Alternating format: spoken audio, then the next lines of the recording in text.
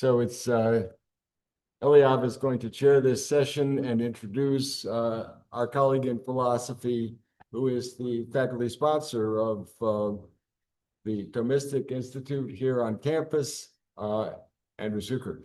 Please. Okay.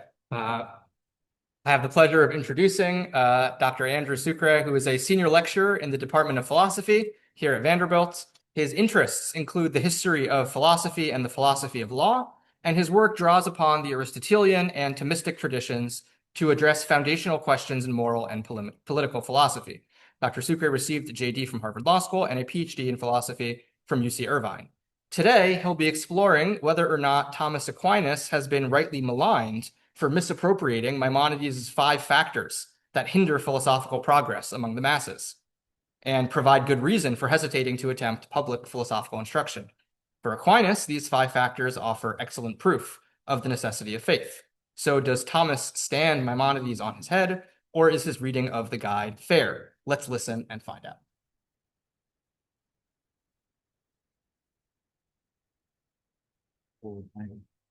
Good afternoon, everyone. This will be a little bit different than what we've all had the pleasure to see so far today. Very detailed, careful, textual interpretations, though at the same time I have the same goal in mind, which is to honor and appreciate this excellent and outstanding translation, which is long overdue. I've had the small Friedlander text on my shelf for a very long time, and now have the excellent Goodman and Lieberman translation as a go-to. And thank you, Len, for the opportunity to share a little bit of my thoughts on how we can perhaps look at Thomas Aquinas and Maimonides. Right? So in his exposition, I'll dig right in his exposition on the De Trinitate of Boethius, Thomas Aquinas argues that faith is most necessary for mankind, homine maxima necessaria. Now, more precisely, insofar as man's ultimate end depends on his attaining a certain fullness of knowledge of the divinity, faith is necessary. We could work the syllogism out if we needed to. The necessity of faith is not, however, uniform. Here's the point of this. Right. Indeed, the degree of its necessity depends upon the particular content of that faith. Certain divine truths, and here Thomas refers to the mystery of the Trinity itself, lie completely beyond the natural capacity of the human intellect, indeed any created intellect whatsoever.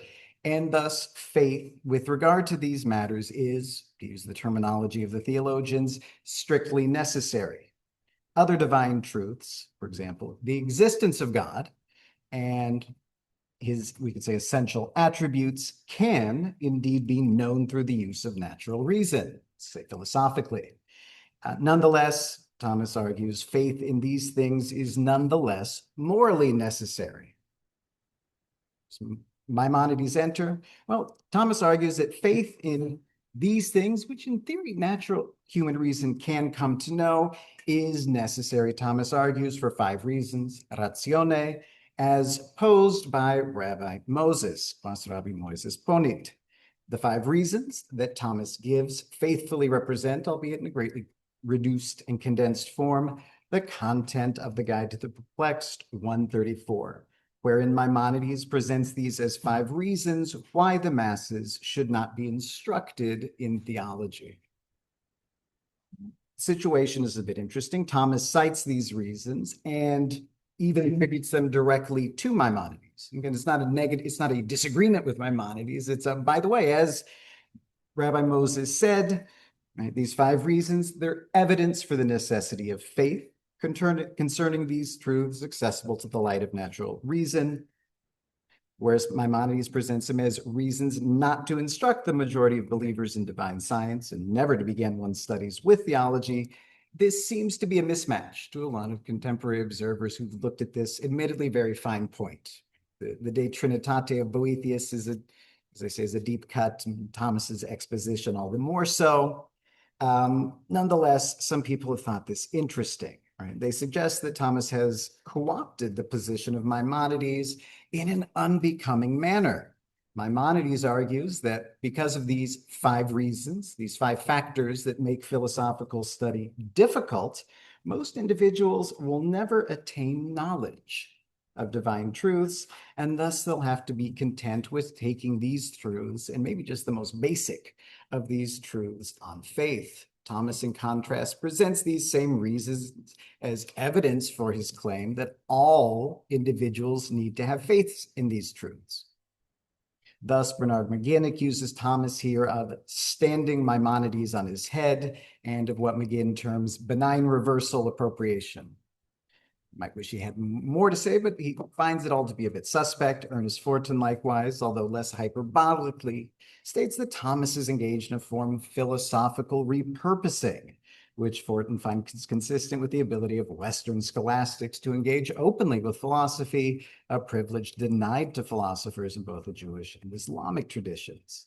Now, both of these interpretations take the position that Aquinas is fundamentally misusing the Maimonidean insight to a different purpose, one seemingly at odds with Maimonides' original intention.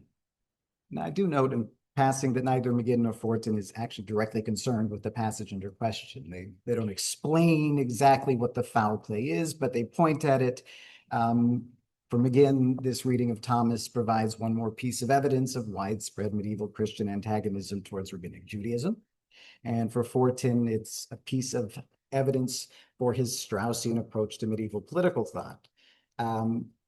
Even more sympathetic readings, I found one by Francisco Romero Carrasquillo, says, okay, concedes Thomas is not intentionally misquoting, reversing, or doing violence to Maimonides' text. Nonetheless, it does seem that something is off. Something isn't quite right here. Thomas isn't quite getting Maimonides correctly. For me, these interpretations simply strike me as implausible. Thomas has little reason to deploy a position of Maimonides in a misleading manner. One can't say the same, for example, about Thomas's use of St. Augustine.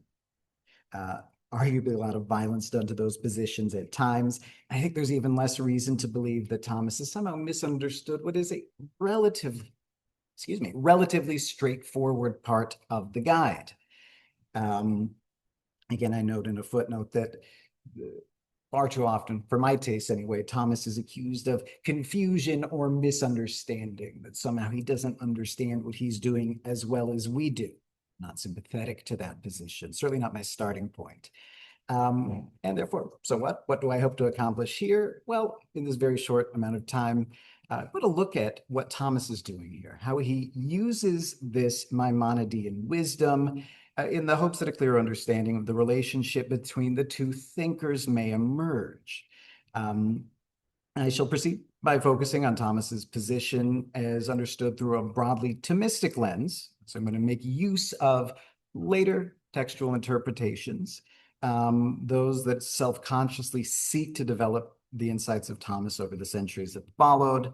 I'm certainly not going to attempt a novel interpretation of Thomas, much less of Maimonides, nor am I going to get deep into the weeds, as lovely as they are, with any of the relevant texts. Such tasks lie far beyond my competence. Instead, drawing inspiration from the 4 points of method for the fruitful study of Thomism, articulated by Reginald Garrigou-Lagrange. And the first of these is consideration of his corpus as an organic whole and not in a piecemeal manner. With this in mind, I shall seek first to defend Thomas from the charge of philosophical foul play. Having completed, I hope, this modest task, I shall then perhaps show that Thomas, I think, really does understand Maimonides' position. I think he respects it. I think he endorses it, finds it to be philosophically sound, yet ultimately parts ways on theological grounds, which perhaps have been overlooked by interpreters. I'll spend a little time presenting the texts before turning to look at the key role that Thomas's understanding of faith plays in properly understanding what he's doing with the Maimonidean passage. Okay. The texts themselves, right, I said the exposition of De Trinitate, it's an early work by Thomas. It's it's a deep cut, as they say, but there it is. Thomas does cite Maimonides as his source for the same 5 reasons for the necessity of faith in his disputed questions de veritate, and also in his commentary on Peter Lombard's sentences. 3 versions are all, we'll say, compatible. I think the exposition in De Trinitate is probably the most detailed, and we'll just use that as our basis for comparison. Thomas states that the first reason for the necessity of faith is owing to the depth and subtlety of the subject matter. It's hard, which conceals the divine from human minds. This corresponds closely to Maimonides' description of the intrinsic difficulty, subtlety, and depth of the subject. And we can note happily that Thomas even reuses Maimonides' scriptural support for this position. The second reason Thomas states is the initial weakness of the human mind, which is pretty close to Maimonides' reference to the weakness of all human minds at first. In the third reason, Thomas retains his relatively brief recitation, saying that many fail to attain philosophical knowledge of God because of the many preliminary items of knowledge that are needed to reach a knowledge of God by human reasoning, which most humans don't make it through all of the necessary steps. Maimonides states succinctly that the preliminaries are extensive before proceeding to bemoan contemporary intellectual torpor and to stress the importance of the philosophical sequence of education. You have to do a lot of work before you get to theology. The fourth reason Thomas presents is that many persons by their physical dispositions are unsuited to reach perfection of mind by the use of reason. Maimonides makes much the same point, referring to the importance of natural disposition, but devotes much space to the necessity of moral virtue and the imprudence of teaching theology to the young. The fifth and final reason that Thomas presents is the many occupations in which we must be engaged. Here, perhaps, there's a slightly different emphasis in the guide. Maimonides makes clear that by bodily needs, he has in mind indulgence of bodily appetites that, when indulged, sap away one's intellectual yearnings. I think they're relatively close. I think and it's a relatively detailed reference to Maimonides in a way that might be surprising. I will note in the more important philosophical works, Summa Contra Gentiles and the Summa Theologiae, the list has been reduced from 5 to 3 stated reasons, and its Maimonidean roots are not disclosed. Thomas makes what appears to be a significant development in his presentation of the necessity for faith, as he argues that although natural reason can arrive at a knowledge of God, he actually claims it's nonetheless failed to do so in actuality. He offers as evidence for this claim the errors and disagreements of the philosophers themselves. It's possible, but look, they didn't actually get there. It's an interesting point, bit besides the scope of this paper, not only because it represents a departure and perhaps, certainly in a roundabout way, a critique of Maimonides' account, but also because of the key role that Thomas's position in the Summa Theologiae plays in the subsequent development and articulation of Catholic doctrine on natural theology, faith, and revelation. But a bit of a side discussion, certainly beyond the scope of what I'm hoping to look at here. So on to faith. And again, it's not a careful textual analysis. I'm certainly not attempting to chart the development from the exposition on De Trinitate through the disputed questions, ending in the Summa Theologiae. I'm going to hop from text to text in a way that the later Thomistic tradition seems to do. I think it gets there. I think it works enough, certainly for this purpose. So plausible enough, I think, that both Thomas and Maimonides share a common sense, not equal, but common sense of what it means to arrive at knowledge of, for example, God's existence. Indeed, their philosophical dialogue would be incoherent otherwise. And I'm using dialogue in, so obviously, a figurative sense. In contrast, really no reason to think that their accounts of faith are compatible, much less identical, which is, I think this is the point of departure. Indeed, that Thomas and Maimonides each professes a different religion almost guarantees that their understandings of faith are distinct. Spoiler alert, what I think is that it's those who have looked at these passages and think that Thomas is up to something, is not playing fair with the Maimonidean insights, are perhaps equivocating on what's going on with faith. or they're missing the different senses of which faith could mean. Let's dig in. For Maimonides, faith, we say, is a type of true belief. And you say the usual disclaimer, everything I know about Maimonides on this point is on many points, I owe to Len Goodman, and all of my errors are thoroughly my own. So I'll do the best I can. So faith is a type of true belief, and this account of faith has solid Platonic roots, just as true belief is equally useful in getting to Larissa as is genuine knowledge from the Meno, so too does Maimonidean faith suffice to ground the Mishnaic promise that all Israel has a share in the world to come. That is, that even the many who, according to Maimonides, will never attain authentic knowledge of God, will nonetheless, we could say, partake of eternal reward. And perhaps a reward is theologically laden. If so, I apologize. The masses who lack the genuine knowledge needed for immortality can nonetheless, so far as they are able, attain sound beliefs, some stated explicitly, some symbolically. It's looking at Guide 327.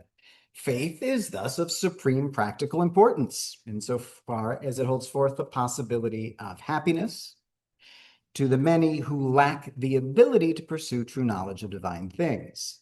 And it seems that faith is inferior to knowledge in pretty much every way, both epistemologically and perhaps, at least it appears to me, perhaps soteriologically, yet it is, in a very important sense, good enough and certainly much better than outright ignorance for those otherwise unable to arrive at true knowledge of God. All right, turning to Thomas on faith. As usual with Thomas, we have to say, well, of course, faith can be said in many ways. It can have a few different, multiple different senses.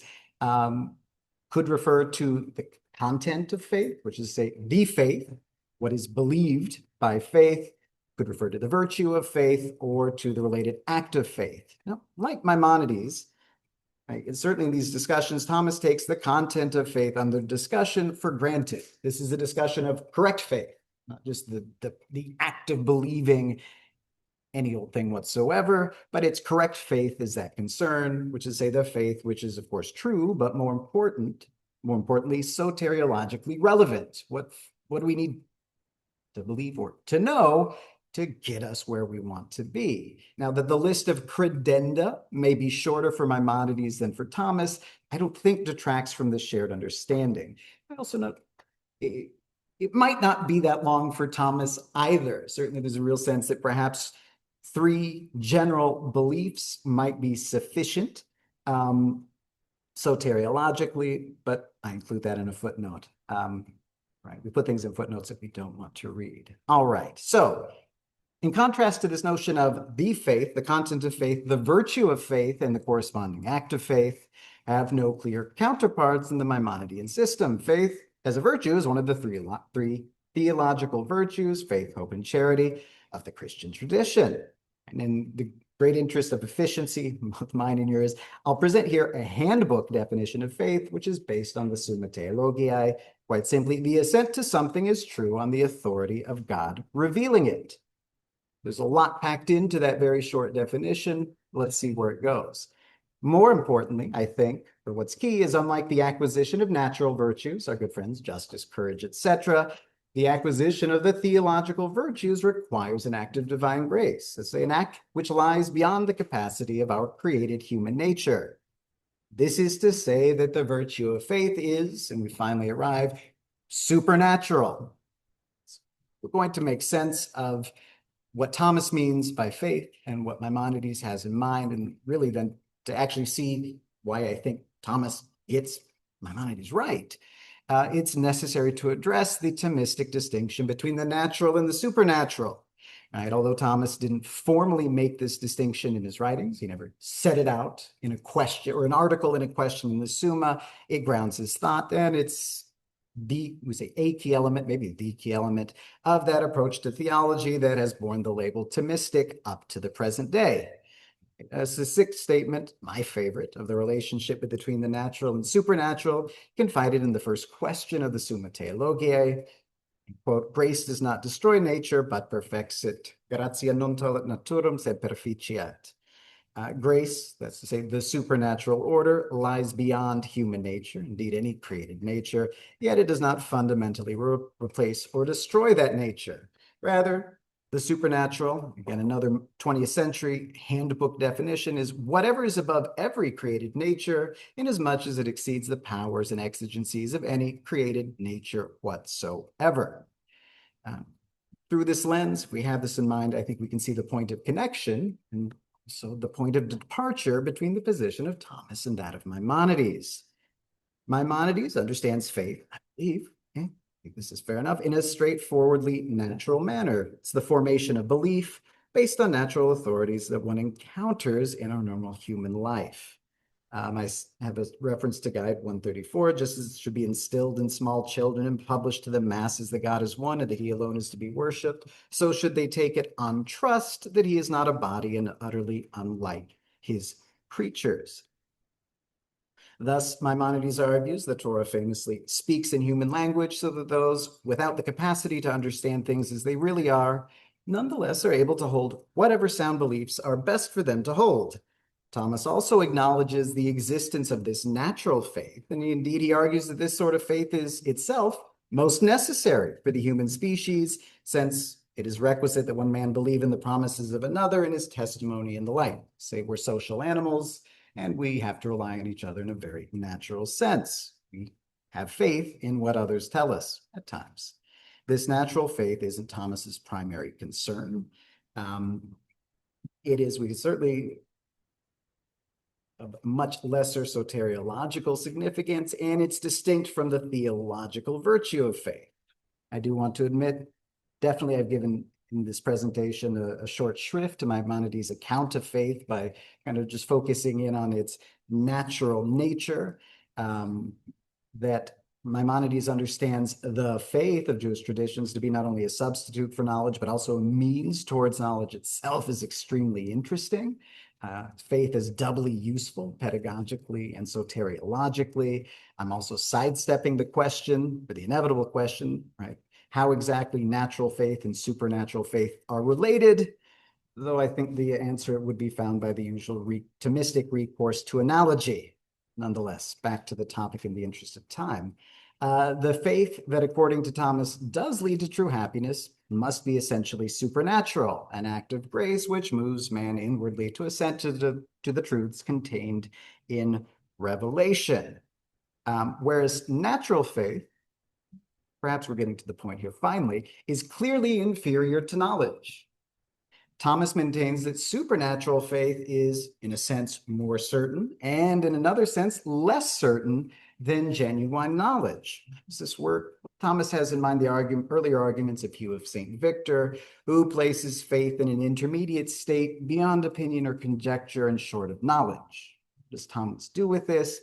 And he says, when we consider faith on the part of its cause, faith is more certain than any human wisdom because it's founded on the divine truth. That's to say that the cause of faith is God himself, and thus more certain absolutely than any knowledge we can attain through natural human reason. When viewed with regard to its subject, well, faith is less certain because, right, as we know, the more a man's intellect lays hold of a thing, the more certain it is. As humans, we judge that we are more certain about what we know than what we believe. Thus, faith, and this is, of course, the supernatural faith, is more certain objectively because it's caused by God. Right? Yet, subjectively, knowledge is more certain because that is how we as human beings relate to what we know versus what we simply believe. So when Thomas cites Maimonides' 5 reasons as grounding the necessity of this supernatural faith, he does no violence to Maimonides' position. I believe he shares with Maimonides the position that natural faith is inferior to knowledge. Right? To trust on the basis of human authority that God exists is clearly less certain than knowing through the natural light of reason that God exists. All right? Also for Thomas, this sort of natural faith in God's existence, it's not really faith at all, or it's certainly not the sort of faith that he has in mind in this passage. He departs from Maimonides in his argument that supernatural faith provides a certainty, properly speaking, greater than that of scientific knowledge. Of course, he must. In this way, Thomas argues not only for the strict necessity of revelation, or the revelation of purely supernatural truths, but for the moral necessity of those truths accessible to natural reason, yet practically beyond the reach of most humans. What at the end of the day is the import of this discussion? After all, at the outset, I declared I don't have anything novel to present here. No novel interpretation of Thomas, much less of Maimonides.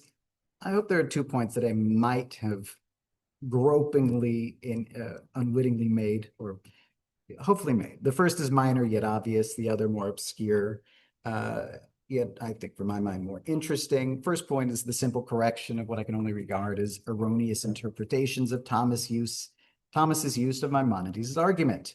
If the interpretation argued herein has some merit, then Thomas is innocent, both of the charges of misuse and misappropriation. I think he's doing anything unseemly with Maimonides' position, but also of imprecision and misunderstanding. I think he actually understands what Maimonides has in mind, and I think he finds it meaningful. And I think he finds it accurate. As we know, metaphysics is hard, philosophy is hard. I find this hard. I do ethics.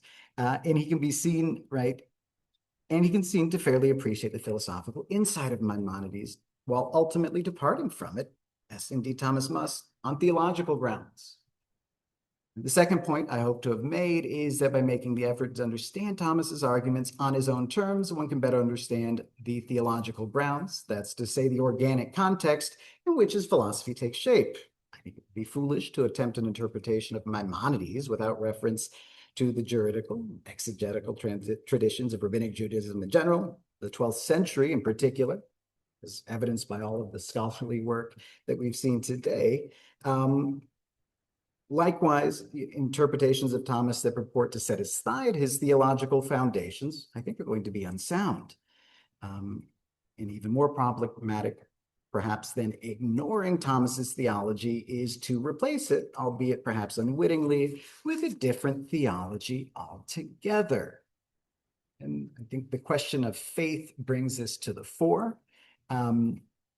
The traditional Catholic teaching on faith and revelation, grounded explicitly in the Thomistic tradition, expressed forcefully in the dogmatic Constitution Dei Filius of the First Vatican Council, arguably has morphed. It's become sort of just one contender among many. And although the words remain much the same, the meaning can change. As we note, faith is central to any sort of Christian theological system. And if someone has a different understanding of faith, then everything else is going to be quite different. And fair enough. Thus, what I think here is a relatively straightforward incorporation of Maimonidean philosophical wisdom. It's hard to actually come to philosophical knowledge of the existence of God, gets turned into some sort of misappropriation, or perhaps more charitably, a benevolent misunderstanding. And I think it turns on the distinction between the natural and the supernatural. Back to Reginald Garrigou-Lagrange, the sacred monster of Thomism of the early 20th century, he argued that all heterodox notions of faith end up falling into some version of naturalism. Even what he called pseudo-supernaturalistic accounts of faith, early Protestantism, for example, which denied to natural reason the ability to know anything about God's existence or nature, lead towards naturalism. Whether this reversion to naturalism is inevitable or merely predictable is unclear. Footnote here, certainly the testimony of the Eastern Church, expressed well by our own Alan Tate, provides a counterexample. Perhaps one can get by perfectly well for a couple millennia with a naive supernaturality, but certainly in the West, it has not happened. I also have a reference. I didn't know we were actually going to talk about Rabbi Soloveitchik at dinner yesterday. I have an example of where I think he is getting hung up on Protestant versus Catholic understandings of faith in 20th century references to fideism, where I just think, he says that once that the homo religiosus will end up being faced with the trilemma of apologetic philosophy, scholasticism, Tertullian agnosticism, or essentially irrational mysticism. I think Thomas would avoid falling into any of these traps. He avoids falling into this naturalism by maintaining an essentially supernatural account of faith. Maimonides doesn't need to do this. He has no need to grapple with the distinction between supernatural and natural, nor with any sort of tradition of theological virtues. And on his own account, what he means by faith is thoroughly and explicitly natural. I think Thomas understands this. I think he finds it perfect. He understands that exactly Maimonides' position, his use of Maimonides' 5 reasons for the necessity for faith, 5 reasons why it's hard to come to philosophical knowledge of God. It's perfectly consistent as a matter of natural theology, which is to say it's as a matter of philosophy as such. I think one can observe in both thinkers a thoroughgoing respect for the methods of philosophy, the power of natural reason. I'm also touched. I think one can observe a shared belief that the means of salvation should be open to all. I think that's significant. Nonetheless, there is a real confessional divide here. And for Thomas, this is the divide between the natural and supernatural. It's as big a divide as it can get. We're going to have, I think, inevitably the sort of outcomes here, whatever their philosophical points of sympathy, and I think there are many, and the number of times Thomas explicitly disagrees with Maimonides, I don't know how to do the math here, it's not that often. There's a lot of agreement at the philosophical level. Of course, the theological conclusions are going of Rabbi Moses and the common doctor are going to, as we should probably expect and arguably hope that they do, they're going to diverge. And I don't think that means that Thomas is doing anything unseemly with Maimonides, at least not here. Thank you for your time. I'm happy to hear if any questions.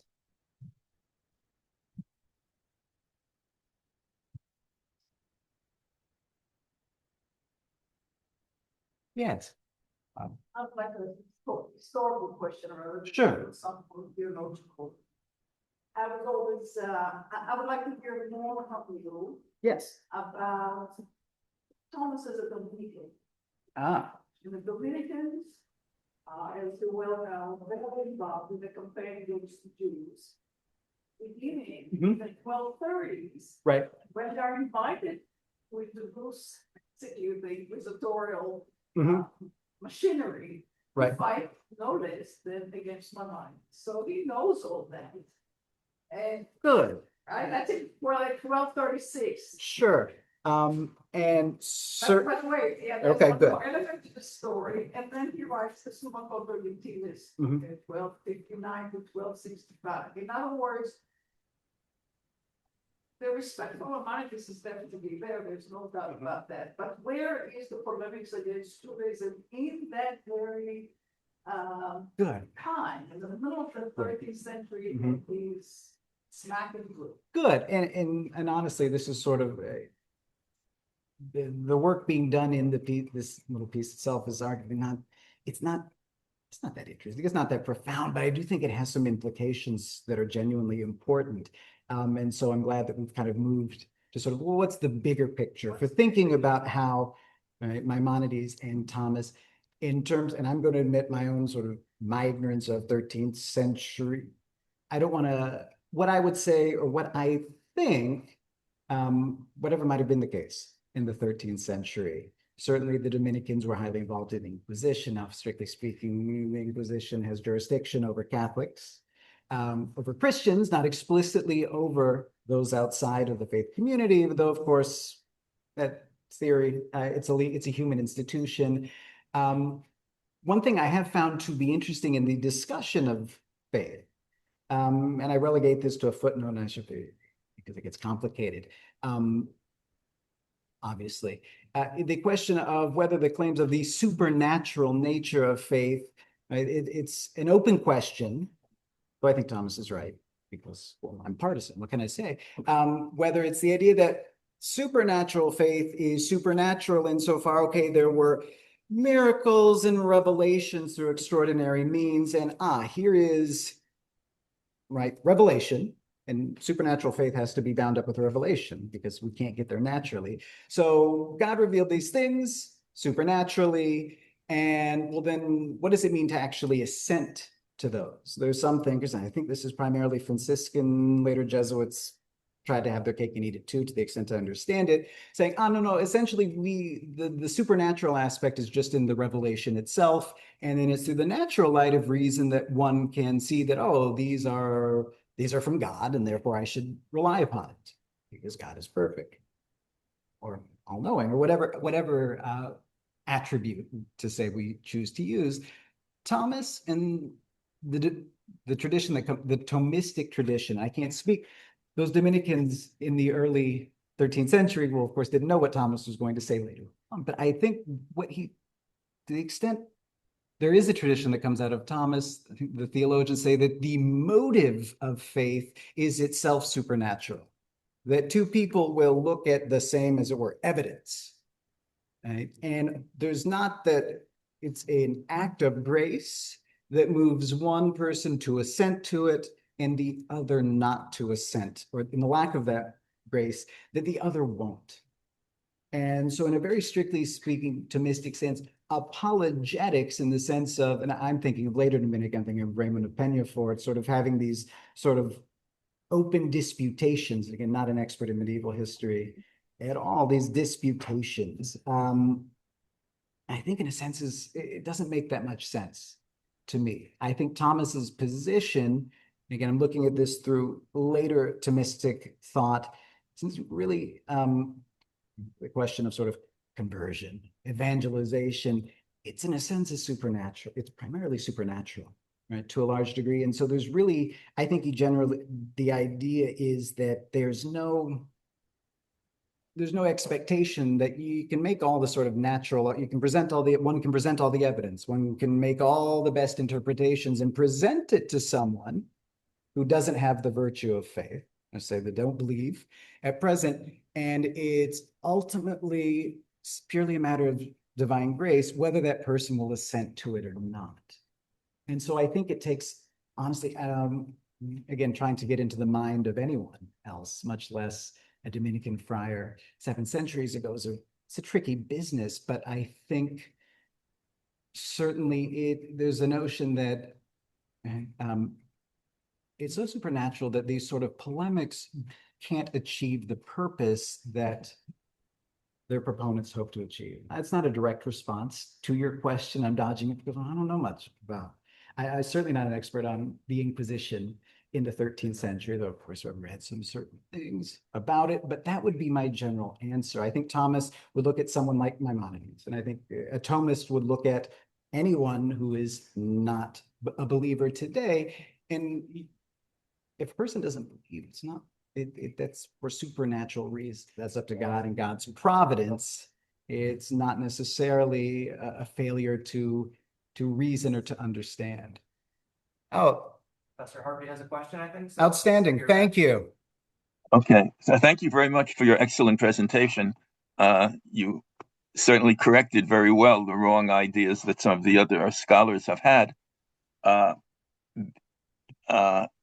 A similar correct interpretation is found in the work of Mercedes Rubio, the Spanish scholar who now is in Villanueva University in Madrid. And she wrote a book called Aquinas and Maimonides on the possibility of the knowledge of God. And in this book, she shows that Thomas was a very profound and accurate reader of Maimonides. She discusses at length the 3 different places in Thomas's work where he analyzes Guided Perplexed, Part 1, Chapter 34. And she interprets it in a way very similar to the way that you interpreted it now. In addition to the natural supernatural distinction, she uses the in via in patria distinction. And simply what happens once you take the Alfarabian distinction between those who know and those who don't know, and you change it between those who are saved and those who are not saved, you get Thomas's revision of Maimonides. It translates out almost directly. So Thomas certainly knew what he was doing, and I think it's a very fair interpretation of Maimonides' chapter, and it's based on a deep understanding of what Maimonides was doing. And so thank you very much for your interpretation. Oh, I must say, I was also very happy to see Eliav Grossman, who I haven't seen for many years. I had the pleasure of having him in my seminar about 10 or 15 years ago at Columbia University. Outstanding. Thank you very much for that. I'll definitely Mercedes Rubio add it is to my the name. list. Well, thank you, Here's- thank you, here's Professor the, Harvey. It's good to see here's you, the and book. please join me in thanking Dr. Sucre for this wonderful presentation.